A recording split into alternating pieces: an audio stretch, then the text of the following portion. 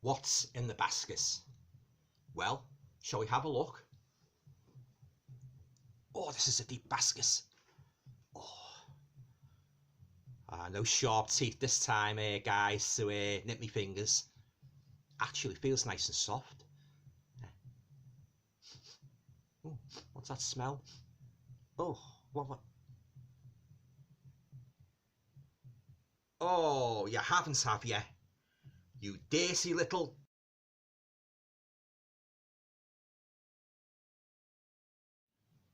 Hi guys, welcome to another video. Hope you're all keeping well.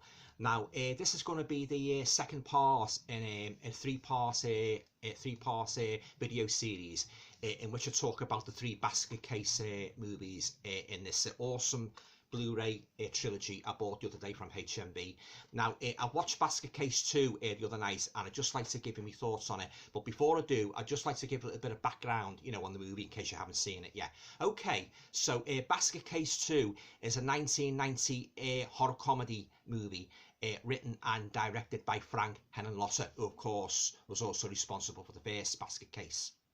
Yeah, now Basket Case 2 stars Kevin Van Hensenrick, who reprises his role as Dwayne Bradley, Annie Ross as Granny Ruth, Catherine Mayle and Heather Rattray.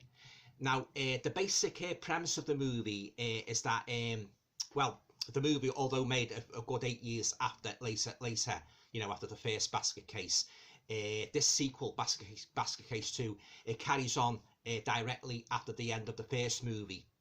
We see like a TV news reporter, she's basically commenting on a news story about how this guy, Dwayne Bradley, has fallen to his apparent death out of a window alongside what she describes as a kind of hideous mutant-like creature, which of course is Belial, this grotesque Siamese twin. Now, after being admitted to hospital, both Bradley and Belial are rescued by this seemingly innocent, solicitous elderly lady named Ruth, Granny Ruth, who, together with a quite attractive granddaughter, are the owners of a family of freaks. They've got this big mansion in the country, and they've got this community of freaks. Now, after they take Belial and Dwayne back to the mansion, you get this beautiful blonde reporter coming along. She comes along snooping and that, she wants a story for a paper, and she's accompanied by an equally sleazy photographer. Now, when this devious pair threaten to expose Granny Ruth and a community of freaks, all hell breaks loose, basically, because the two brothers, they join forces with the community of freaks to defend their privacy with a vengeance, and a very, very bloody vengeance it is too, guys, believe me.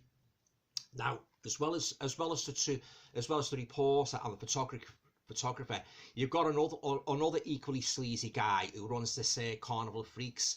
Now, he claims to have captured the real Belial, the actual freak Belial, for his sideshow. But needless to say, he soon comes a cropper when he encounters Granny Ruth. But I'll leave it there for now. I don't want to give away too much of the story, in case you haven't seen it. Okay, so that's the basic premise, guys, of Basket Case 2. Now, I'd like to move on now to my thoughts on the movie as a whole. Well, basically, again, just like the first one, I thoroughly enjoyed it. It's got a great premise, and it's great to see Dwayne and Belial back, reprising their, well, basically Dwayne reprising his role, just as good as he was in the first movie. All the cast were brilliant in that, the supporting cast, and the reporter and that, Granny Ruth, Annie Ross, she particularly shines in this movie.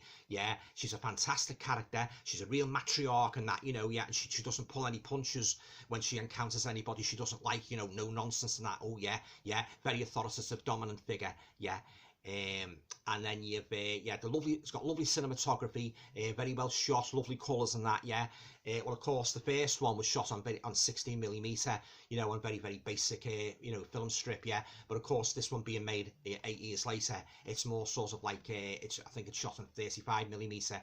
So there's a big jump in picture quality. And I thought it was interesting, actually, Frank Hennon Lotter, he basically added a new dimension to Basket Case 2. Rather than going back over old ground, and he could have easily made a movie sort of like repeating the grittiness of the first one, the streets of New York and that, and the hotel, for instance, maybe giving Dwayne a story where he's on the run and that. No, but he wanted to add a different aspect, a different spin on it, and it paid off, guys. He done a good job. It was interesting, like introducing the community of freaks and that, and the blonde reporter snooping around and that, and the photographer.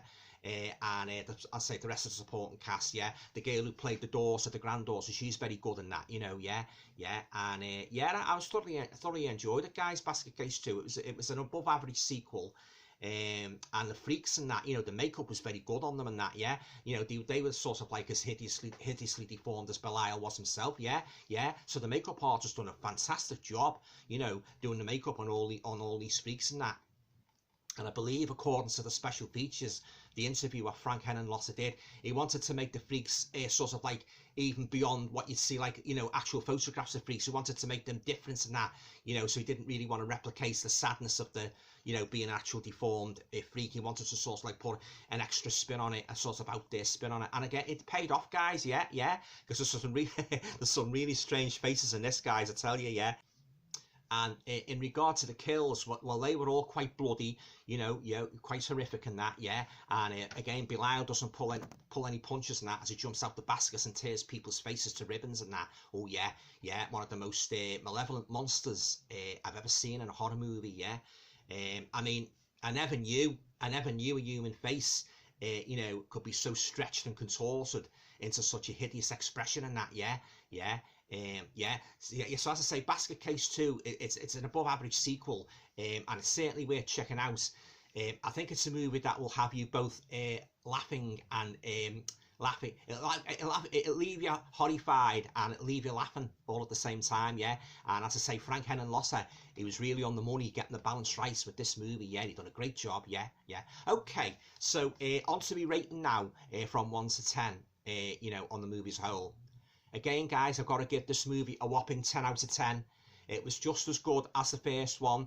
As I say, I like the different spin Frank Hennon Lotter put on the story, Basket Case 2.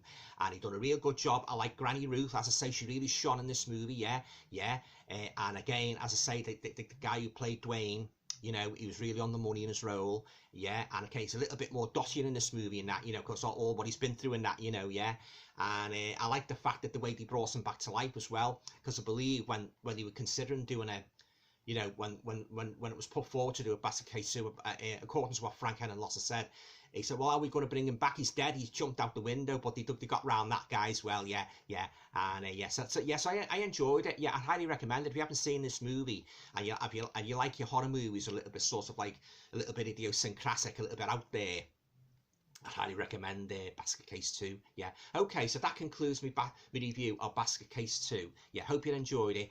I've watched Basket Case 3, by the way, just last night, and expect a review of that coming up very, very soon.